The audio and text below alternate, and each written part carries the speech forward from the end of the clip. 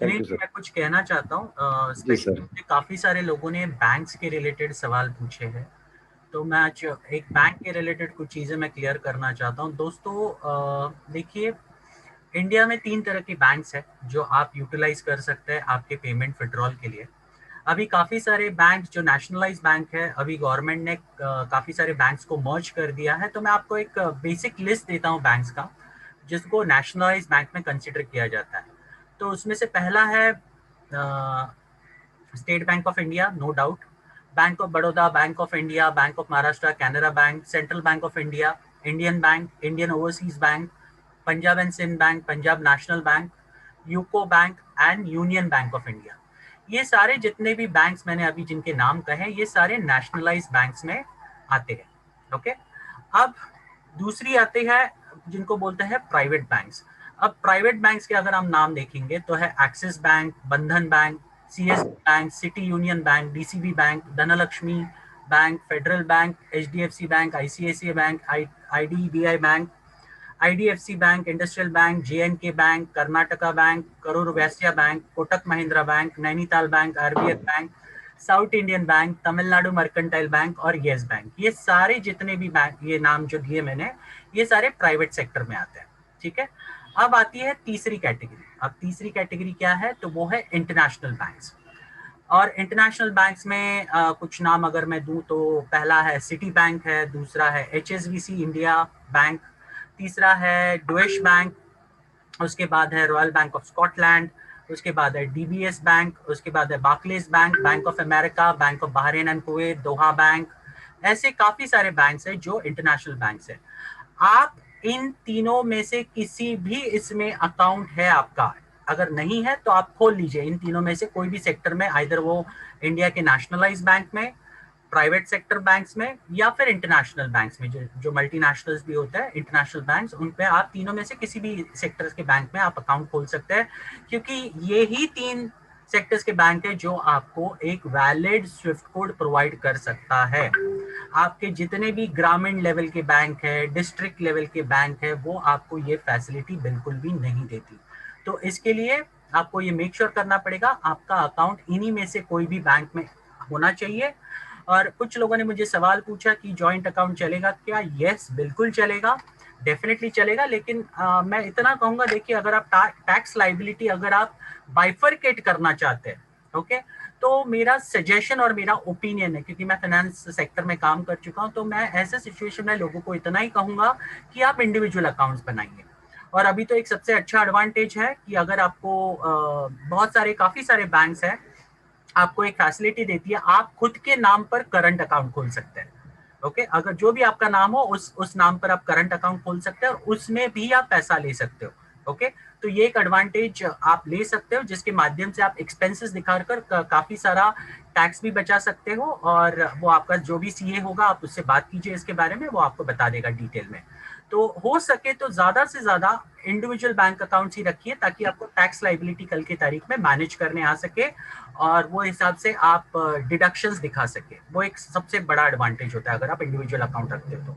और joint account रखते हो तो हस्बैंड एक इतना, मान लीजिए वो नौकरी कर रहे हैं, उनका पैसा आ रहा है, आप अलग से कुछ कर रहे हो, आपका कुछ अलग पैसा आ रहा है, तो ये सारी चीजें जब कंबाइन होती है ना, तो बहुत प्रॉब्लम देती है। तो मैं इतना ही कहूंगा कि ये बातों पे आप ध्यान दें और ये बातें आप आगे चलकर आपके सीए से बात करके कंफर्म कर लें।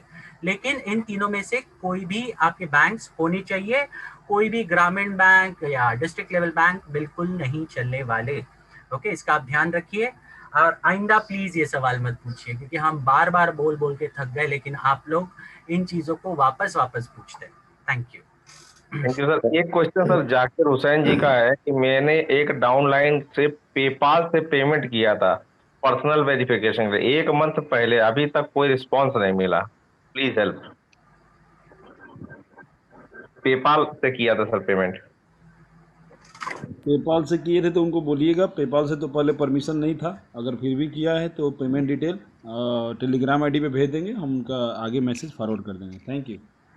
वैसे इसमें सजेशन यही देना चाहूंगा, क्रिप्टो और पेपाल से ना करें तो बेस्ट है, क्योंकि अभी केवाईसी आपको जरूरी है, उसमें फंस सकती है। We are not responsible, we can try for that. Thank you. अब मुझे सवाल आ रहा है सर, जो भी आपने बैंक के नाम बताए वो अभी प्लीज शेयर कर दीजिए चैट बॉक्स में। अरे भाई मैं सबसे कहना चाहता हूँ ये सारी चीजें गूगल पे अवेलेबल है, आपके हाथ में जो फोन है ना उसका इस्तेमाल किया कीजिए कुछ चीजें सही चीजों के लिए भी निकालने के लिए, सिर्फ व्हाट्सएप टाइम पास करने के लिए मत यूज कीजिए।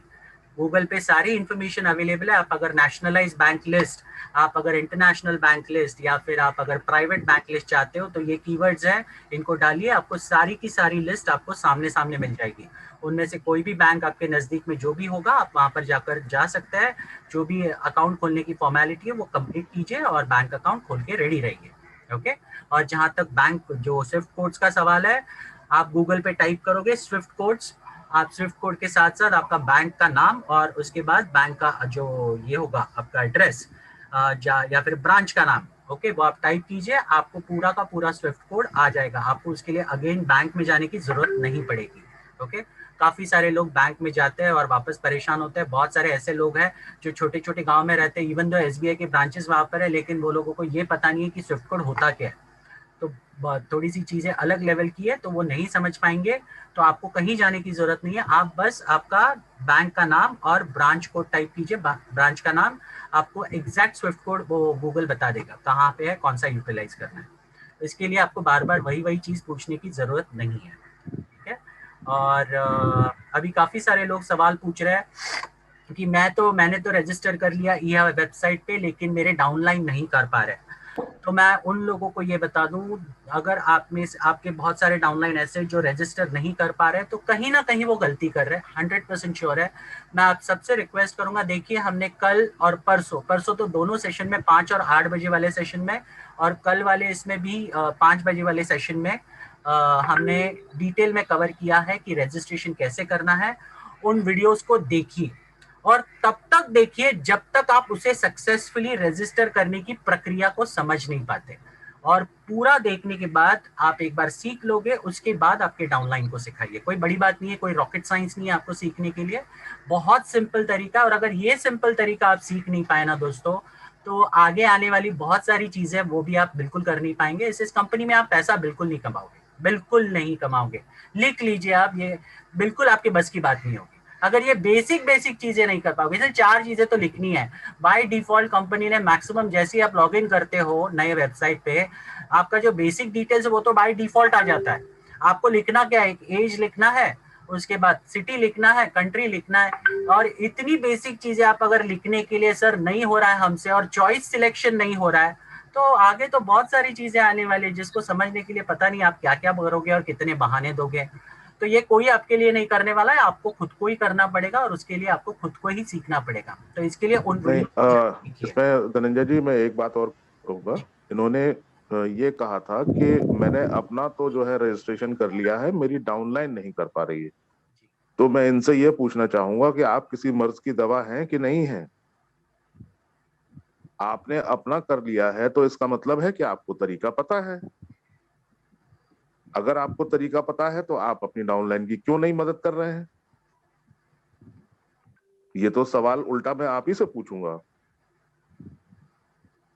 ये तो सरासर गलत बात हुई ना। और उसको आप जूम मीटिंग में आके पूछ रहे हैं, बजाय इसके कि खुद उनकी मदद कर देते, आप सवाल पूछ रहे हैं यहाँ पे। तो बड़ी कमाल की बात है ये। मतलब आप अगर जान रहे हैं तो मदद कीजिए ना लोगों की। Thank you. हमें जो इनिशिएटिव लेना था हमने ऑलरेडी ले लिया। आपको लाइव सेशन दिए, 1 नहीं 2 नहीं 3 बार लाइव सेशन दिए। आप अगर उसका सही फायदा नहीं उठाओगे तो कोई मतलब नहीं बनेगा। तो प्लीज उन वीडियोस को, हमारे वो सारे वीडियोस रिकॉर्डेड फॉर्म में हमारे ऑफिशियल चैनल पर है। हमारे ऑफिशियल यूट्यूब चैनल का नाम है जा lifestyle India official network. Please उस चैनल पर जाइए। पर कल के 5 बजे वाला वीडियो और परसों का 5 और 8 बजे वाले वीडियोस को देखिए। उनमें से कोई भी एक वीडियो आप आपके डाउनलाइन को पहुंचाइए, उनको कहिए कि इन वीडियो को ध्यान से देखिए और स्टेप्स को फॉलो कीजिए। बहुत सिंपल है, सारी चीजें इतनी सिंपल होती है, बस लोग करना नहीं चाहते, यही प्रॉब्लम है, बाकी कुछ नहीं है। और आप अगर स्पून फीडिंग करोगे तो सारी जिंदगी भर आपको वही करना पड़ेगा, याद रखिए। Thank you.